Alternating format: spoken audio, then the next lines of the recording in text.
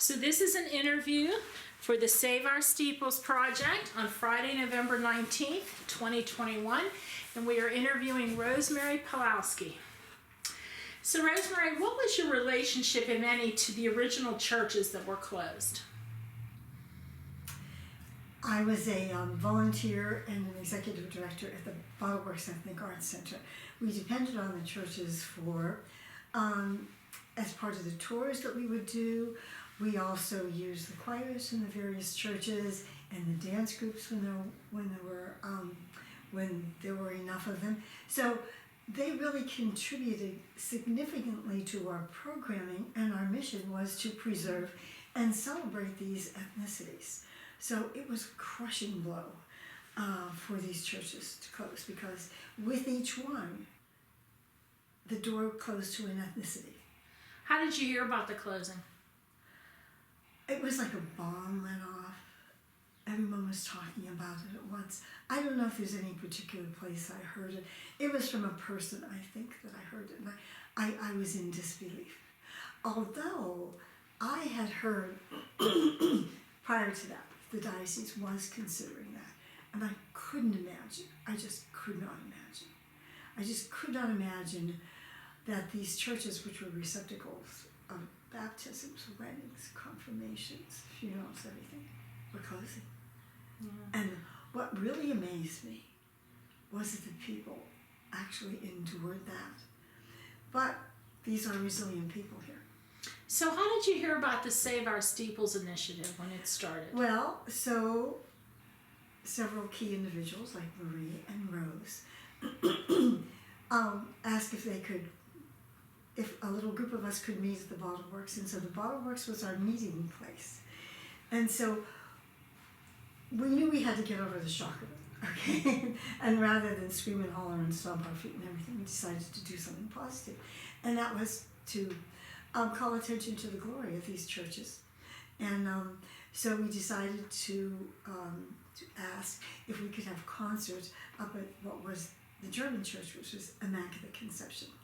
There was no heat in there, okay? We actually used the church for several things, but the choirs were the things that made the money. So my job was to book the choirs and the entertainment and so forth, and we would fill the church. Now, were these people paying money to sit in a cold church to hear these choirs, or was it something deeper? Did they really care about the closing, and they wanted to show their loyalty and their love and their devotion to this? So we didn't know what we were going to do with the money, but we were going to do something. We felt we had to do something. We were not trying to reverse what the diocese had already recommended. We knew that was a done deal, but we were thinking of any way to preserve the churches, to honor the people who were the congregation. So I remember that we did one of the charrettes at the Bottle-Works. Yes. When they were looking at how to repurpose the buildings. Yeah, and that was later on. At first, we really didn't know. We just knew that we had to do something. Mm-hmm. And it was in the winter. It was really cool. But people were coming. We have brass quartets, we had choirs, we had all kinds of other things. And people sat in the pews. So after a few years, the diocese put pressure on Save Our Steeples they wanted to hand off the churches. And we were not a nonprofit at that time. So we identified 1901. So 1901 became the guardian of those churches. Mm-hmm. How did you feel about that? About an agency kind of outside of the area, because they were from Jennerstown, coming in and taking over those churches?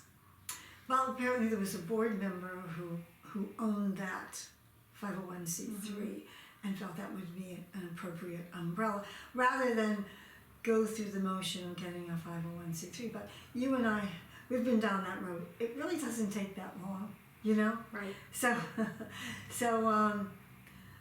I don't think I felt I had any say in it. I just wanted to be proactive at first. And I guess maybe something that made me back off a little when I realized that we had a significant amount of money. I think we had 5 figures that that went to hiring someone, and I don't know if that firm was vetted or anything, but that firm was supposed to give a direction to what was then 1901 on what to do with the churches. So I felt it was out of my control. So one of the churches, of course, they retained St. Stephen's and it became Resurrection, and they retained Rocus, and it's kind of a chapel area now. Right. But then they eventually sold Casimir's to Stella Property Management. Right. How do you feel about the sale of the church and what's been going on over at the Casimir Cultural Center? What they're doing is being done very respectfully and beautifully, and with great religious and deep belief and so forth. So I think it's fantastic. And after spending all those years trying to raise awareness about ethnicity, I think it's, I hope it's not the last vestige of it. Since you were in Kansas City at the Bottle Works when all this went down, what were your thoughts about how the anger the people felt when the churches were closed? It was I'm sure you heard a lot of that. Impossible to be contained. It was it was outrage, it was anger, it was grief, it was just all of those things. Do you think people are over that now? Do you think they've moved on, or do you think there's some vestige of that left? I didn't belong to any of those congregations. I think if I did, I would probably be still, maybe not angry, but sad about it, But I didn't belong to those, and I was happy that, for instance, all the nativities were saved. I thought that was beautiful, and they have been on exhibit, and I understand they're still someplace. I don't know where, but the Bottle Works did take advantage of that and had an exhibit of all of those. It was interesting because every one of them was different from another. It went from the tiny, tiny, tiny ones to the really big ones, Right. and the very, very intricate, artistic ones to maybe some that were, as genuine, but, not as sophisticated artistically, but all beautiful, and meaningful. So you have to respect that. So, I wasn't, because I was very involved in it, and yet because I didn't belong to those churches, although I went to many of the churches there when I could, I felt a little removed from it.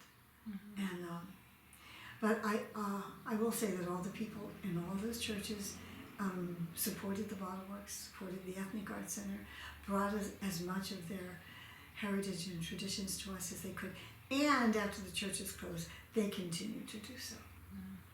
So in my heart, I think that those roots are very deep. I don't think you'll ever remove those roots. And was that the purpose of the diocese, to uproot those roots? I don't know. I guess that's a rhetorical question. Yeah. Well, that's all the questions we have for today. Unless there's more you'd like to share. Well, I probably didn't tell you anything you didn't already know. But you had a different perspective because you weren't a member of one of the churches. No, I was not. But you still recognized the importance of them and their history and the ethnicity and the need to preserve that in this area. Well, the people who came to the Bottle Works and worked with us, there were a couple things that were really important to them. And the first was their religion and their family and their work. Do you think if the diocese had not found a person in 1901 or Save Our Steeples to give those churches to, what do you think would have happened to them ultimately? Well, the turnaround of them being used and bought is just miraculous. Usually those things are in disrepair for 10, 15, 20 years and then they tear them down. In fact, we had even explored the possibilities of having tours through the churches and we found all these templates for other communities around the world in the United States where they do this and people make money that way. We didn't go that route. We just did the performances, Mhm. and that worked. Yeah, I feel sure they would have been, torn down. And when I think of what's happening over at St. Casimir, I think it's beautiful. It really glorifies it. And I'm not offended that it's used for non-religious events.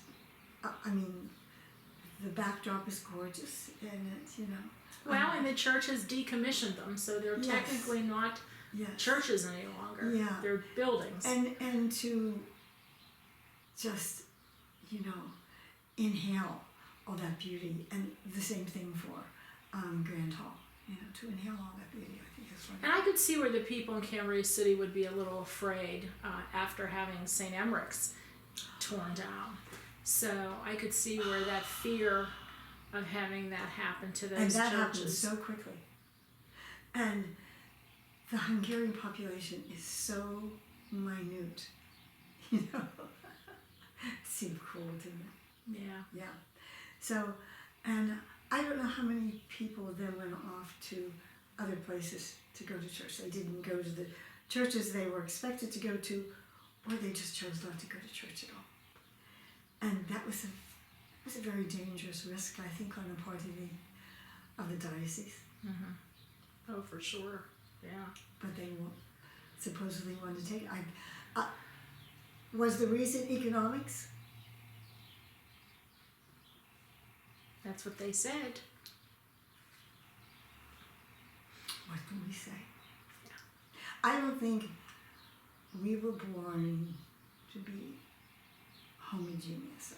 And I think when we're different from each other, we have to feel of how we have to figure out a way where we can meld together rather than all being the same. So I'm not quite sure what the reason was, and I just wonder if there was really a lot of thought put into it. I think it was a brushstroke, like, let's do this. Mm-hmm. Or it seemed to be that way. Yeah. I've heard that from a lot of people who were in the parishes. It was way too fast. Like it was announced and it was done. Mm-hmm. Yeah. But the churches are here. So are there any of the churches that you cannot get into?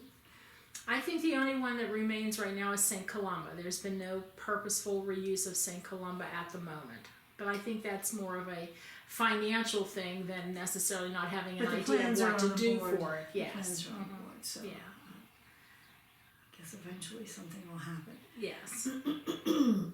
I know a great deal of money and study and grant writing and so forth has been put into that. So, I've gone to Resurrection a couple times. Mm-hmm. Now they did take pieces of the other. Each congregation got to pick one thing from their church to take over to Resurrection. Yes. So they did manage to save a little piece of the churches that were closed. And I have no idea what their numbers are now. Oh, I don't either. Are we being recorded? Mm-hmm. Okay, then I won't tell you this story. Okay. The last Mass I went to Resurrection. And it was the last. So, anyway. I looked at the Last Rites book again, Yes. and I think, how fortunate are we to have that as a record? Well, and that's why we're doing this today too, to try and let all these little fragments of history not just fall to the wayside. Mm-hmm. That, someday, years from now, people will look back and say, well, how did they do it? How did they save 5 churches that were closed? That's really remarkable. Really, really, really remarkable that it happened. Mm-hmm. And a grassroots movement. Absolutely. And I mean, $10,000 we raised, Mm-hmm. Just through those concerts. They weren't expensive. And people sat there in the court because they felt they had to do something. They had to show in some way that they cared. Mm-hmm. Yes. So I think it's remarkable, and to the credit of many that, this is happening the way it is.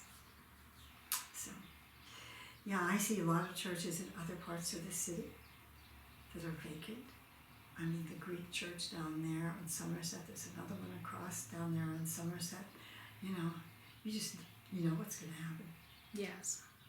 Unfortunately, yes. Mm-hmm. So, well, you'll have to think about that some more. All right. Thank you. Well, thank you very much for your perspective. Like I said, you were interesting because you were there at the time, but not personally connected to the churches, and that makes your view of it different from everyone else's. It is different, but I was concerned. Everybody tried to do what they could. Oh yeah. And